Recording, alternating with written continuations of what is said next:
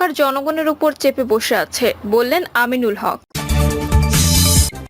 জানাবো বাংলাদেশ ব্যাংকের সাংবাদিকদের নিষেধাজ্ঞার বিষয়ে যা বলল বিএনপি। বিএনপি অসহায়ের পাশে দাঁড়ায়, আওয়ামী লীগ সরকারি ত্রাণ চুরি করে, বললেন ইশরাক। আরো জানাবো 30 এপ্রিল কি হবে আওয়ামী লীগে। জানাবো ভারতে মোদি হারলে বাংলাদেশে কি হবে। এবং সর্বশেষ জানাবো দেশের 5 জেলার সব শিক্ষা প্রতিষ্ঠান সোমবার বন্ধ ঘোষণা। শুনছিলেন সংবাদ শিরোনাম, এবারে বিস্তারিত। সরকার জনগণের উপর চেপে বসে আছে, বললেন আমিনুল হক। বিএনপি কেন্দ্রীয় ক্রীড়া বিষয়ক সম্পাদক আমিনুল হক বলেছেন, আওয়ামী লীগ নিজেরাই ডামি নির্বাচন করে সরকার গঠন করে। আওয়ামী লীগ রাষ্ট্রযন্ত্রকে ব্যবহার করে বিদেশি প্রভুদের সহায়তায় এদেশের জনগণের উপর চেপে বসে আছে। আমিনুল হক বলেন, সরকার মেগা উন্নয়নের নামে মেগা দুর্নীতি করে টাকা বিদেশে পাচার করছে। এরা দেশ ও দেশের জনগণের কথা তারা চিন্তা করে না। জনগণের কাছে তাদের কোনো জবাবদিহিতা নেই, কারণ জনগণের ভোটের কোনো দরকার তাদের পড়ে না। তিনি বলেন, আজকে দেশের বিচার বিভাগকে আওয়ামী লীগ এমনভাবে দলীয়করণ ও রাজনীতিকরণ করেছে যে সাধারণ মানুষ তার সঠিক বিচারের আশা করতে পারে না। ফলে বিচার বিভাগের উপর সাধারণ মানুষের বিশ্বাস উঠে গেছে। দেশের সাংবাদিকদের কথা বলার স্বাধীনতা নেই। কেউ সত্য কথা বললেই তার উপর নেমে আসে অত্যাচার ও নির্যাতনের স্টিম রোলার। বাংলাদেশ ব্যাংকের সাংবাদিকদের নিষেধাজ্ঞার বিষয়ে যা বলল বিএনপি। আওয়ামী লীগের এমপি মন্ত্রী ও ঘনিষ্ঠদের দুর্নীতি লুটপাট লুকিয়ে রাখতে বাংলাদেশ ব্যাংকের সাংবাদিকদের নিষেধাজ্ঞা দিয়েছে বলে মন্তব্য করেছেন বিএনপির সিনিয়র যুগ্ম মহাসচিব রুহুল কবির রিজভী।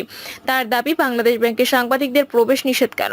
ব্যাংকে কত টাকা লুট হয়েছে? এই লুটকারীরা হচ্ছে আওয়ামী লীগের এমপি মন্ত্রী, না হলে আওয়ামী লীগের ঘনিষ্ঠজন। এই লুট ও দুর্নীতির তথ্য যাতে সাংবাদিকরা না পায় সে কারণে ব্যাংকে তাদের প্রবেশ নিষেধ করেছে। রিজভী বলেন, কারণ যারা অপরাধী তারা পাপকে লুকিয়ে রাখতে চায়। তাদের দুর্নীতি লুটপাট লুকিয়ে রাখার জন্যই বাংলাদেশ ব্যাংকের সাংবাদিকদের নিষেধাজ্ঞা দিয়েছে। রিজভী বলেন, যারা ব্যাংক ডাকাতি করছে, নদী নালা খাল বিল দখল করছে, তারা আজ দুর্দান্ত প্রতাপে সারা দেশ দাপিয়ে বেড়াচ্ছে। তারা সবাই ক্ষমতাসীন দলের লোকজন, এটা প্রমাণিত। এই সরকার ক্ষমতা থাকলে তাদের লোকেরা দেশের জনগণের ঘরবাড়িও বিক্রি করে দেবে, মন্তব্য করে ছাত্রদলের সাবেক এই সভাপতি বলেন, দুর্নীতিবাদ সরকার ক্ষমতা থাকলে দেশের জনগণের ঘরবাড়িও বিক্রি করে দেবে। বিএনপি অসহায়ের পাশে দাঁড়ায়, আওয়ামী লীগ সরকারি ত্রাণ চুরি করে, বললেন ইশরাক। বিএনপির আন্তর্জাতিক বিষয়ক কমিটির সদস্য ইশরাক হোসেন বলেছেন, জেল জুলুম আর নির্যাতিত থাকা অবস্থায় দেশের যে কোনো দুর্যোগে অসহায় মানুষের পাশে দাঁড়ায় বিএনপি, আর আওয়ামী লীগ এসব অসহায় মানুষের নামে বরাদ্দ হওয়া সরকারি ত্রাণ সামগ্রী চুরি করে। ইশরাক বলেন, বর্তমানে বাংলাদেশে একটা অবৈধ সরকার ক্ষমতায় আছে। তারা যে কোনো দুর্যোগে মানুষের পাশে দাঁড়ানো দূরের কথা, উল্টো তাদের নেতাকর্মীরা রিলিফের চাল চুরি করে, ত্রাণ সামগ্রী চুরি করে। অথচ আমরা গত 17 বছর ধরে নির্যাতিত হয়েও যে কোনো দুর্যোগে জনগণের পাশে থাকি। 30 এপ্রিল কি হবে আওয়ামী লীগে। আগামী 30 এপ্রিল আওয়ামী লীগের কার্যনির্বাহী কমিটির বৈঠক অনুষ্ঠিত হচ্ছে। উপজেলা নির্বাচন, মন্ত্রী এমপিদের অবাধ্যতা, দলের শৃঙ্খলা ভঙ্গ এবং উপজেলা নির্বাচনের প্রভাব বিস্তারের চেষ্টা ইত্যাদি নিয়ে এই বৈঠকের দিকে তাকিয়ে আছে সারা দেশে আওয়ামী লীগের নেতাকর্মীরা। আওয়ামী লীগ সভাপতি কি অবস্থান গ্রহণ করেন এবং কিভাবে তিনি বিদ্রোহীদের মোকাবেলা করেন সেটির দিকে তাকিয়ে আছে তৃণমূলের আওয়ামী লীগ। উপজেলা নির্বাচনে আওয়ামী লীগ একটা নিরপেক্ষ অবস্থান রাখতে চেয়েছিল। দলের পক্ষ থেকে সিদ্ধান্ত নেওয়া হয়েছিল যে দলীয় প্রতীক ব্যবহার করা যাবে না। শুধু দলীয় প্রতীক ব্যবহারের সিদ্ধান্ত নয়, আওয়ামী লীগ সিদ্ধান্ত নিয়েছিল যে উপজেলা নির্বাচন যারা অংশগ্রহণ করতে পারবেন তাদেরকে মন্ত্রী এমপিরা সমর্থন দেবে না এবং আওয়ামী লীগ দলগতভাবে কোনো প্রার্থী দেবে না। কিন্তু বাস্তবতা হলো, আওয়ামী লীগের এই নির্দেশনা অধিকাংশ মন্ত্রী এমপিরা মানেননি। তারা তাদের আত্মীয় স্বজনদেরকে প্রার্থী করেছেন এবং যারা আত্মীয় স্বজনকে প্রার্থী করেনি তারা নিজস্ব ব্যক্তিকে উপজেলা নির্বাচনে প্রার্থী করেছেন এলাকায় আধিপত্য রক্ষার জন্য। এ নিয়ে আওয়ামী লীগের সাধারণ সম্পাদক ওবায়দুল কাদের একাধিকবার নির্দেশনা দিলেও সেই নির্দেশনা মানেননি আওয়ামী লীগের মন্ত্রী এমপিরা। এই বাস্তবতায় আওয়ামী লীগের 30 এপ্রিলের বৈঠকের দিকে তাকিয়ে আছে নেতাকর্মীরা। আওয়ামী লীগ সভাপতি কি ধরনের ব্যবস্থা গ্রহণ করবেন এবং এ নিয়ম আওয়ামী লীগের মধ্যে নানা রকম চর্চা হচ্ছে। ইতিমধ্যে আওয়ামী লীগের সাংগঠনিক সম্পাদকরা কারা কারা দলীয় নির্দেশনা অমান্য করে উপজেলা নির্বাচন করছেন, স্বজনদেরকে উপজেলা নির্বাচনের মাঠে নামিয়েছেন, সেই তালিকা তৈরি করেছেন। আগামী 30 এপ্রিলের বৈঠকে এই তালিকা আওয়ামী লীগ সভাপতির কাছে দেওয়া হবে। দায়িত্বশীল একাধিক সূত্রগুলো বলছে, উপজেলা নির্বাচনে আওয়ামী লীগ কঠোর অবস্থানে থাকবে। বিশেষ করে নির্বাচনকে যেন কেউ প্রভাবিত করতে না পারে, নির্বাচন যেন অবাধ, সুষ্ঠু ও নিরপেক্ষ হয় সে ব্যাপারে আওয়ামী লীগ সভাপতি কোনো ছাড় দেবে না। এই বার্তাটি প্রধানত দলের কার্যনির্বাহী কমিটির বৈঠকে দেওয়া হবে। বিভিন্ন সূত্রগুলো বলছে যে সমস্ত মন্ত্রী এবং এমপিরা দলের সিদ্ধান্ত লঙ্ঘন করে নিজেদের স্বজনদেরকে প্রার্থী করেছেন তাদের বিরুদ্ধে ব্যবস্থা গ্রহণ করা হবে পর্যায়ক্রমে। আওয়ামী লীগ আকস্মিকভাবে তাদেরকে বহিষ্কার করা বা চূড়ান্ত শাস্তি দেওয়ার মধ্য দিয়ে যাবে।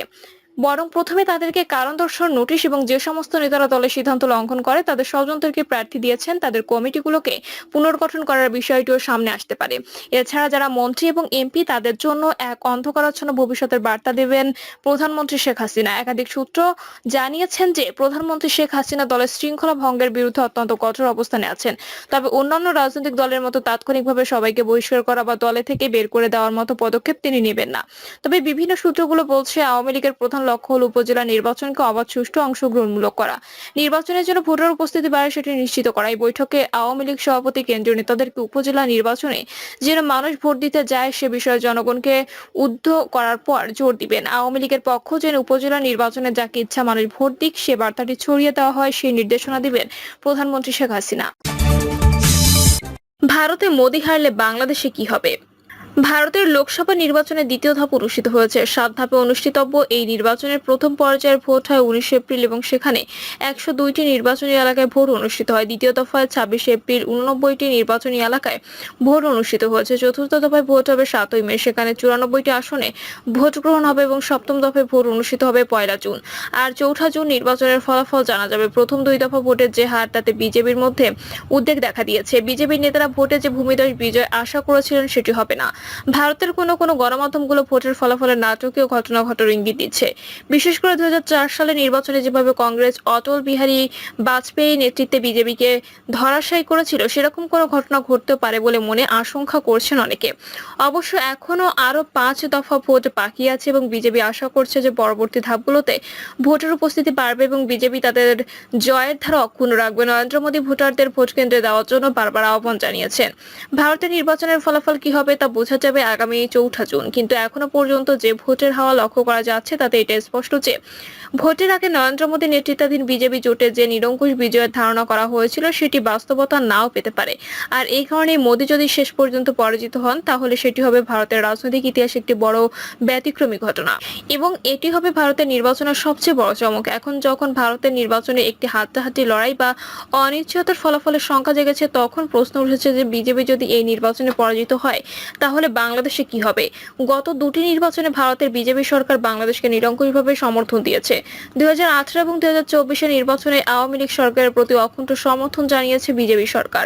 বিশেষ করে 2024 নির্বাচনে ভারতীয় সরকারের পরিপূর্ণ সমর্থন ছাড়া মার্কিন যুক্তরাষ্ট্রের নির্বাচনে ব্যাপক প্রভাব বিস্তার করতে এবং এই নির্বাচনকে অস্বীকৃতি জানান বলে অনেকে মনে করেন। মার্কিন মনোভাব পাল্টানোর ক্ষেত্রে ভারত গুরুত্বপূর্ণ ভূমিকা পালন করেছে। আর নির্বাচনের পর বিএনপি থেকে শুরু করে জাতীয় পার্টি প্রত্যেকে বলছে যে ভারত বর্তমান সরকারকে ক্ষমতায় রেখেছে। যদিও এরকম অভিযোগকে আওয়ামী লীগ অস্বীকার করে এবং আওয়ামী লীগ মনে করে যে জনগণের ভোটে তারা নির্বাচিত হয়েছে, কিন্তু ভারতের সঙ্গে সম্পর্কের বিষয়টি